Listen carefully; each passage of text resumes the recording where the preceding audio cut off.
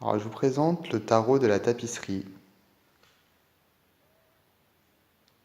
édition Carta Mundi.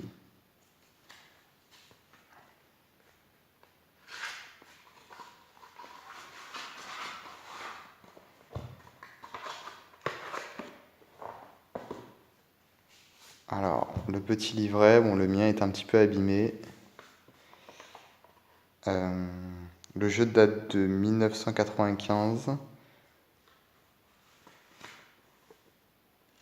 Et on a donc une introduction au jeu, des méthodes de tirage, des significations des cartes, des arcanes majeures et ensuite des mineurs. Il a été édité pour la version américaine chez US Game Systems.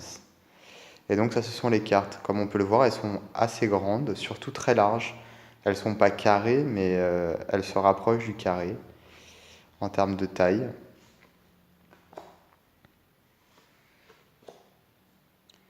Alors voilà, c'est des photos de comment dire, de collage de tissus. Donc on a le nom de la carte, le numéro. Ici par exemple on a la planète.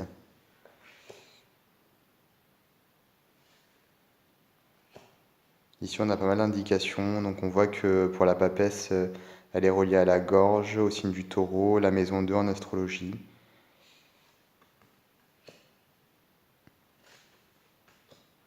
Alors c'est un jeu qui est très original, très différent.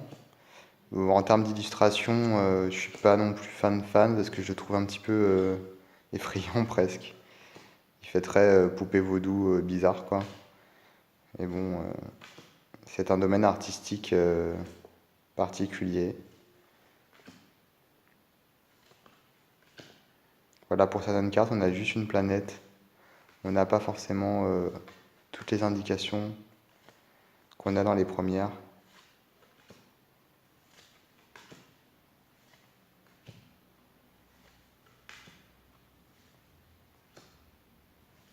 Et donc la numérotation continue, enfin va jusqu'à 23. Il n'y a pas que 22 arcanes majeures, il y en a 24. Donc c'est un jeu de 80 cartes. Ensuite on bascule sur les coupes.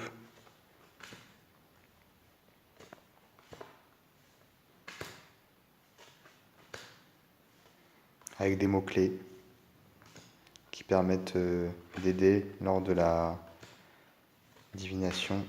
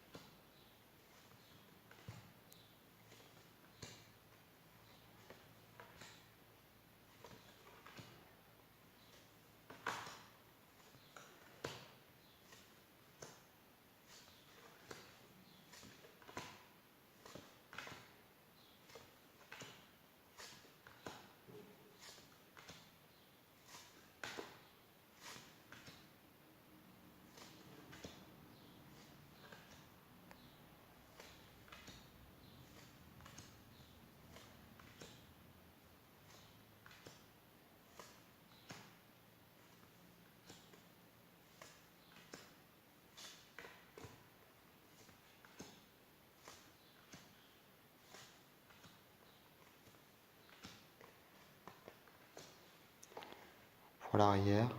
Les cartes sont très pointues. Ça, c'est un petit peu embêtant, parce qu'on peut se blesser.